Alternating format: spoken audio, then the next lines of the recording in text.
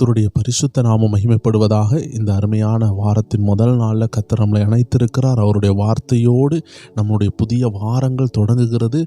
அது ரொம்ப ஆசீர்வாதமானது. ஏனென்றால் மனிதன் அப்பத்தினால் மாத்திரமல்ல, தேவனுடைய வாயிலிருந்து புறப்படுகிற ஒவ்வொரு வார்த்தையினாலும் பிழைப்பானாம். தேவ ஜனங்களே, எல்லாம் இருந்தும் வார்த்தை இல்லை என்றால் வீடு கட்டுறது அஸ்திபாரம் இல்லாதது போல இருக்கும். வீடு இருக்குது, ஆனால் அஸ்திபாரம் இல்லை என்றால், அஸ்திபாரம் பலவீனமாகிவிட்டால் அந்த வீடு சரிந்து விடும். இதே போல தான் நம்ம வாழ்க்கையில் இந்த வார்த்தை என்ற அஸ்திபாரத்தை கர்த்தர் தருகிறார்.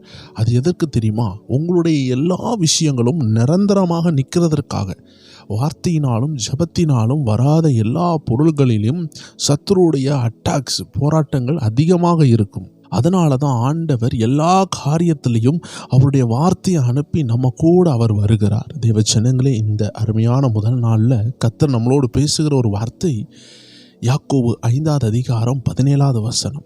ப்ரேயர் டைம் குடும்பத்தார், ஜெபநேர ஃபேமிலி, நீங்கள் எங்கே இருந்தாலும் பரிசுத்த ஆவியானவர் உங்களை நோக்கி பேசிக்கொண்டே இருக்கிறார். உங்களுடைய வாழ்க்கையை அவர் முன்னேற்றத்துக்கு நேராக கொண்டு போய் கொண்டு இருக்கிறார். அவருடைய வார்த்தையை அனுப்பி உங்களை சுகப்படுத்தி கொண்டு இருக்கிறார். அவருடைய வார்த்தை சொல்லுகிறது, எலியா என்பவன் நம்மை போல பாடுள்ள மனுஷனாய் இருந்தும் மழை பெய்யாதபடிக்கு கருத்தாய் ஜெபம் பண்ணினான். அப்பொழுது 3 வருஷம் 6 மாதம் பூமியின் மேல் மழை பெய்யவில்லை.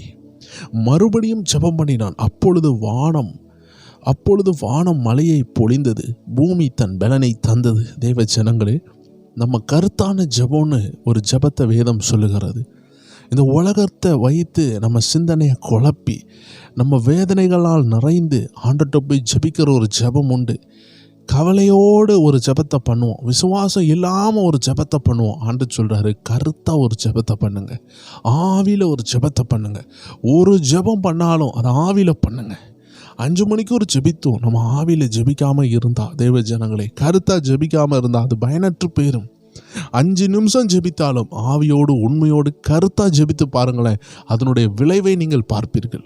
இன்னைக்கு இந்த வாரத்தின் முதல் நாளில் கர்த்தர் சொல்லுகிறார், இந்த வாரம் ஜெபத்தினால் நிரம்பியிருப்பதாக, இந்த வாரம் வசனத்தினால் நிரம்பியிருப்பதாக, அவருடைய ஆவியினால் நிரப்பப்பட்டிருப்பதாக, வெளிப்பாடுகளால் நிரப்பப்படுவதாக. இந்த வாரம் சிலருடைய ஊழியங்கள் வெளியே வருவதாக, சிலருடைய வாழ்க்கையில் உள்ள ஊழிய அழைப்பு வெளியே வரட்டும்.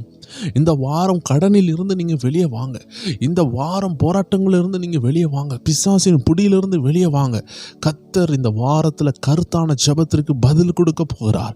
எத்தனை பேர் சொல்கிறீங்க, ஆண்டவரே, இந்த வாரம் நான் ஜெபத்தில் என்னை ஒப்பு கொடுக்குறேன், ஆவியில் எலும்ப ஒப்பு கொடுக்குறேன், என் வாழ்க்கை மாற நான் ஒரு முயற்சி பண்ண போகிறேன், நான் ஜெபிக்க போகிறேன், நான் கர்த்தருடைய வார்த்தைக்கு கீழ்ப்படிய போகிறேன், கர்த்தருடைய வார்த்தையை கேட்க போகிறேன்னு சொல்லுகிற ஒவ்வொரு பேர் அப்படியே கண்களையும் மூடலாம், ஜெபிக்கலாம்.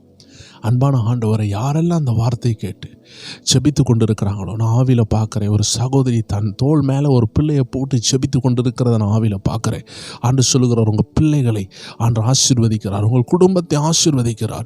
கருத்தோடு ஜெபிக்கிறீங்க, ஆண்டு உங்களை ஆசீர்வதிக்கிறத நான் ஆவியில் பார்க்குறேன். தேவ ஜனங்களை, எங்கேருந்து நீங்கள் ஜெபித்தாலும் சரி, அநேகர் உங்கள் குடும்பத்தில் நிறைய போராட்டம், நீங்கள் ஜெபித்து கொண்டு இருக்கிறீங்க. ஆவியானவர் அந்த ஜெபத்தை பரலோகத்துக்கு நேராக பிதாவினிடத்தில் கொண்டு சென்று கொண்டிருக்கிறார். சீக்கிரமாக போராட்டத்திலிருந்து விடுதலை வருகிறது. ஜெபத்தை விட்டு விடாதீர்கள். கருத்தான ஜெபத்திற்கு பதில் உண்டு.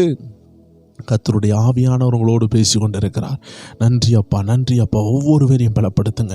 இந்த புதிய நாள் ஆசீர்வாதமாக இருக்கட்டும், ஒவ்வொரு நாளும் இன்பமாக இருக்கட்டும். பரிசுத்த ஆவியானவர் கூடவே இருப்பாராக, வழி நடத்துவாராக.